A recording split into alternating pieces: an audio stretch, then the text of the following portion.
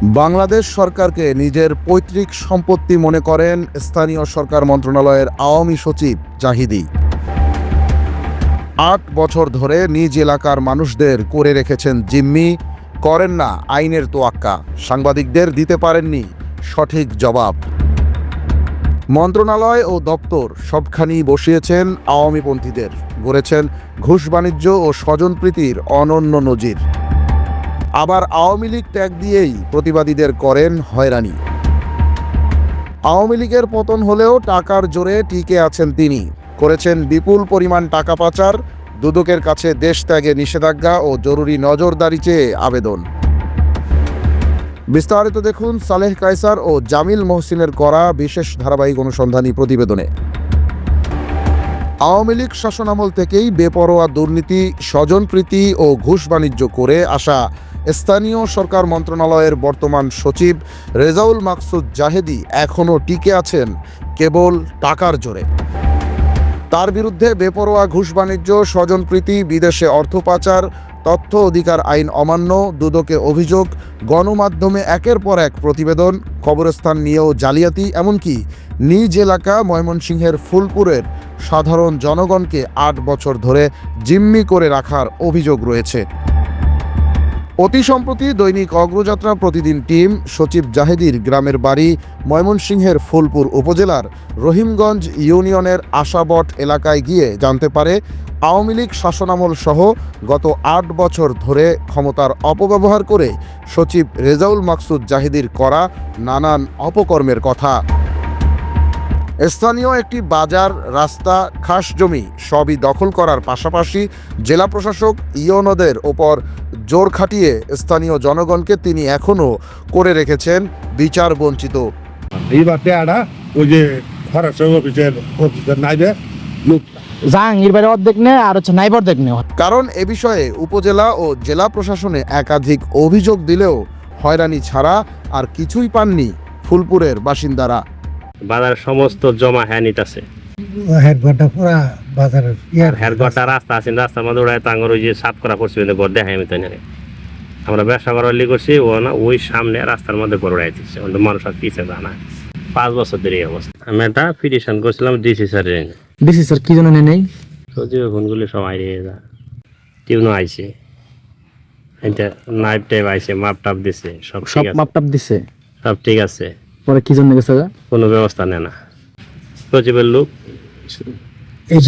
ওই যে জাহাঙ্গীর আলম, এই জাহাঙ্গীর আলম নিতেছে মানুষ হলে যে মারধর করে অত্যাচার করে, পরে টিউনে নিয়ে গেলে সচিবে ফোন করে দেয় সবাই।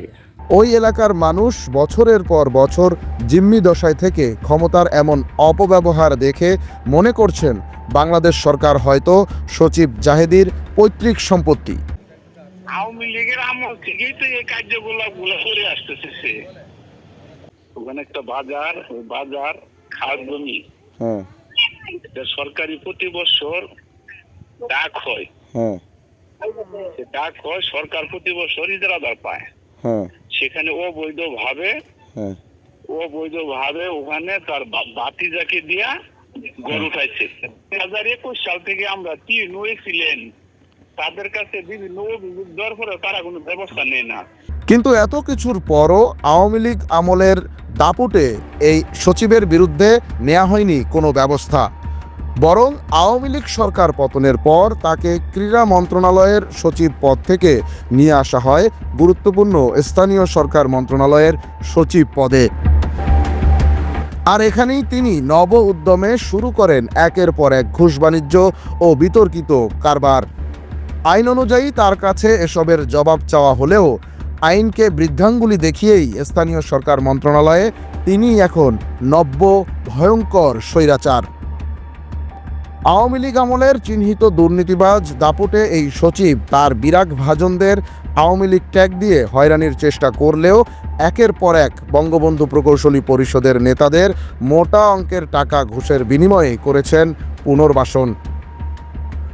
শুধু তাই নয়, একটি গোয়েন্দা সংস্থার প্রতিবেদন অনুযায়ী কুয়েট ছাত্রলীগের নেতা ও ময়মনসিংহ ৮ আসনের আওয়ামী লীগ এমপি মাহমুদুল হাসানের ঘনিষ্ঠ আব্দুল আউয়ালকে 5 কোটি টাকা ঘুষের বিনিময়ে স্থানীয় সরকার মন্ত্রণালয়ের অধীনস্থ জনস্বাস্থ্য প্রকৌশল অধিদপ্তরের প্রধান প্রকৌশলী এবং সম্প্রতি উপদেষ্টাকে না জানিয়ে গোপনে জালিয়াতি করে পূর্ত বিভাগের আরও একটি অতিরিক্ত প্রধান প্রকৌশলীর পদ দিয়েছেন। উল্লেখ্য, আউয়াল এবং সচিব জাহিদি উভয়ই একই জেলার বাসিন্দা। অথচ এই আউয়ালের এমন পদে আসার যথাযথ অভিজ্ঞতা নেই, ফলে বঞ্চিত হয়েছেন দপ্তরটির অভিজ্ঞ ও মেধাবী কর্মকর্তারা। বলাই বাহুল্য, 5 কোটি টাকা ঘুষ দিয়ে পদ কিনে আউয়াল দায়িত্ব গ্রহণের পর থেকেই জনস্বাস্থ্য প্রকৌশল অধিদপ্তরে ব্যাপক অনিয়ম, স্বেচ্ছাচারিতা এবং ঘুষ বাণিজ্য শুরু করেছেন। আর এ সবই সম্ভব হয়েছে স্থানীয় সরকার মন্ত্রণালয়ের সচিব রেজাউল মাকসুদ জাহিদির স্বৈরাচারী মনোভাব এবং টাকার রাজত্বের ফলে। মন্ত্রণালয়ে এখন নিয়মিত বলাবলি হচ্ছে, টাকার জোর ছাড়া এত অনিয়ম করে টিকতে পারতেন না এই সচিব। শোনা যাচ্ছে নির্বাচনের পরপরই দেশ ছাড়তে পারেন সচিব রেজাউল মাকসুদ জাহিদি, কারণ ইতোমধ্যেই ঘুষ বাণিজ্যের বিপুল পরিমাণ টাকা তিনি হুন্ডি, বিটকয়েন সহ বিভিন্ন মাধ্যমে পার করে দিয়েছেন ইউরোপের একটি দেশে। এ বিষয়ে ইতোমধ্যেই দুর্নীতি দমন কমিশনের কাছে সচিব জাহিদির দেশত্যাগে নিষেধাজ্ঞা ও তার এবং পরিবারের ওপর যথাযথ নজরদারির আবেদন জানানো হয়েছে বলে নিশ্চিত করেছে একটি সূত্র।